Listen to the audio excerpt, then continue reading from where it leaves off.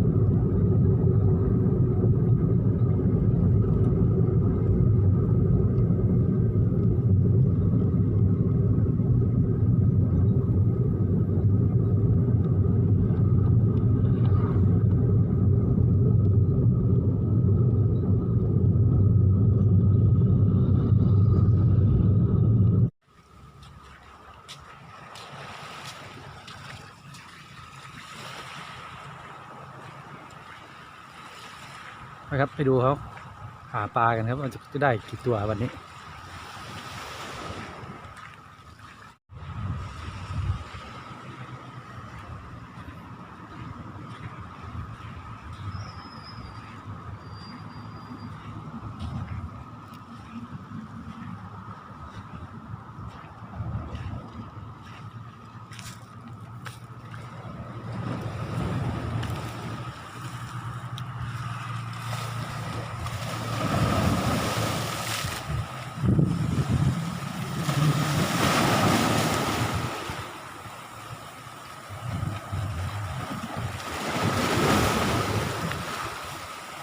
พี่ขอดูตกปลาหน่อยนะ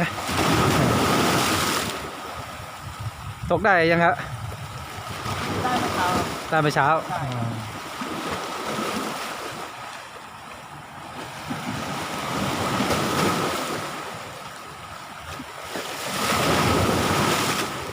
น้ำมันลงแล้วครับ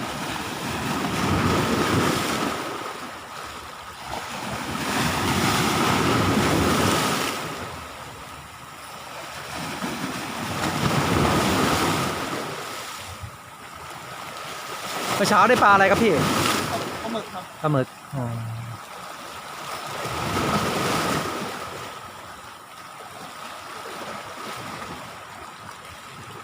ต้องใจเย็นนะ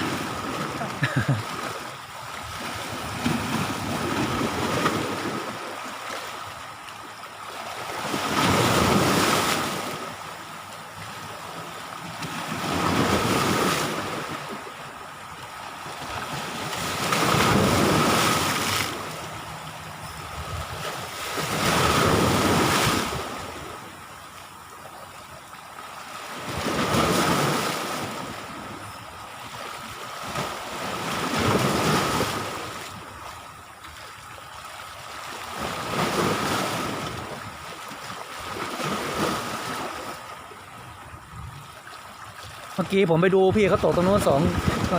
ไม่ได้เลยตกเช้าจัดมากเลยเช้าประมาณเช้าออกมาอ๋อน้ำที่แค่ตรงเนี้ยแรงเนี้ยครับจัดมากไม่ได้กี่ดอกไม่ได้ประมาณ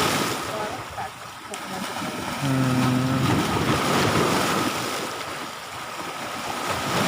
ง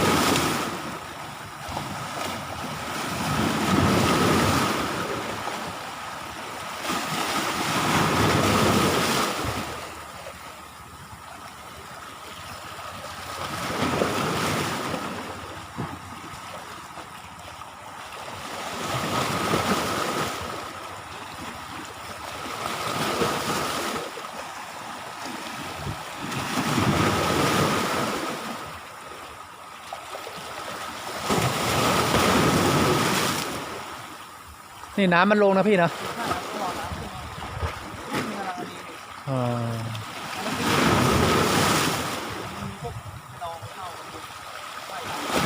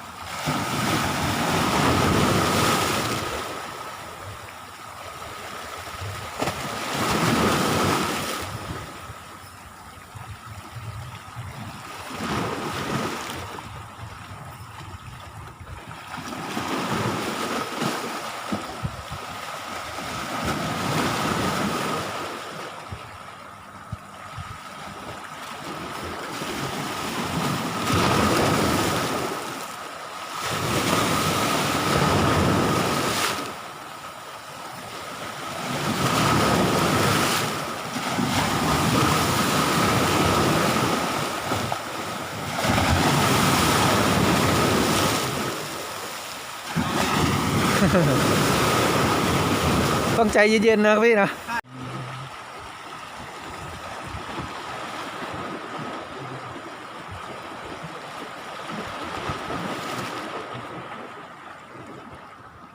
ดีครับไม่มีแดดถ้ามีแดดโอ้โห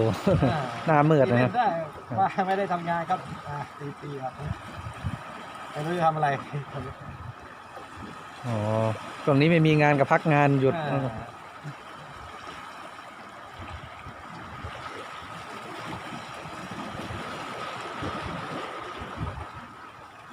อยู่บ้านก็เบื่อกันครับ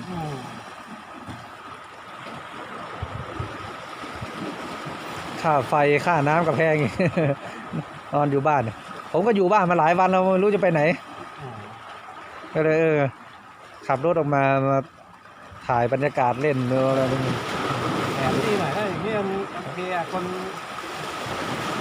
พาลูกเขาเมียนั่งชายทะเลปูเสือนั่งคนแฟนก็ตกปลาลูกกับเมียก็นอนปูเสือ ที่แรกก็กลัวเขาห้ามไงเขาบอกว่าห้ามออกไป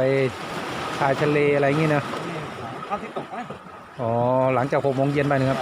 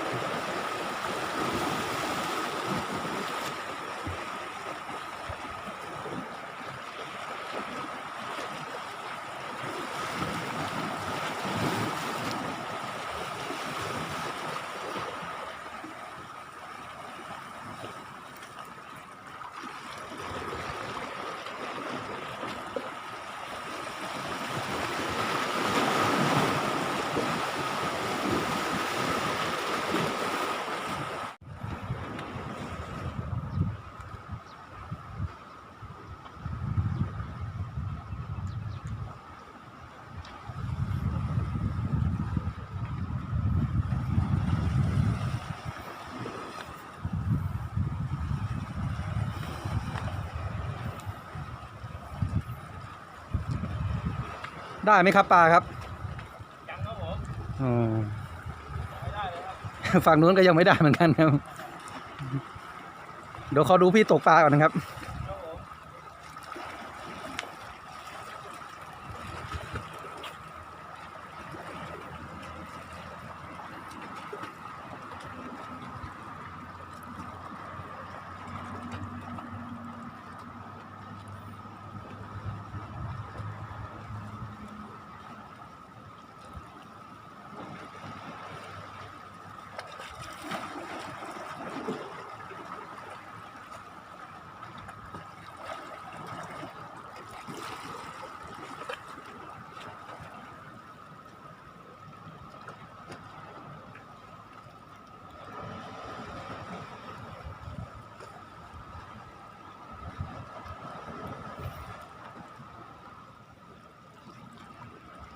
ส่วนใหญ่เขาตกได้ปลาอะไรครับพี่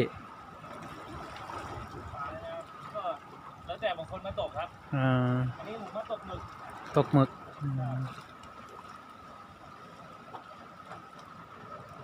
ผมมาตกแค่ครึ่งชั่วโมง ดีกว่าอยู่เฉยๆนะ ครับผมน้ำไม่เสีย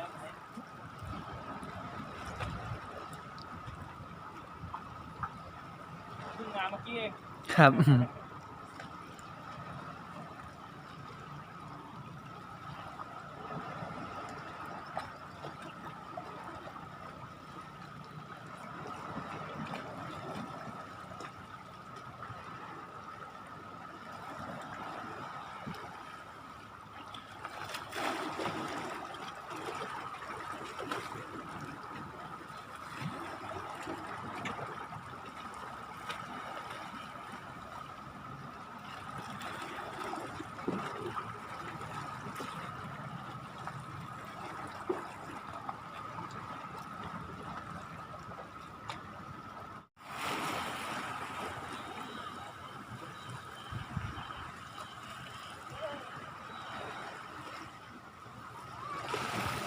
ตกอย่างนี้ต้องใจเย็นนะครับนะ ครับ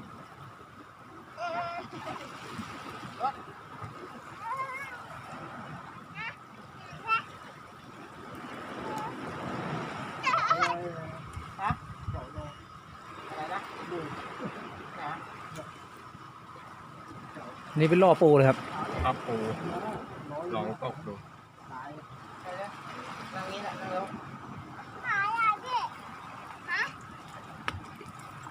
ยังไม่ยอมกิน ปูอะนั่งลงเฉย แต่ปลาเก่าอ่ะ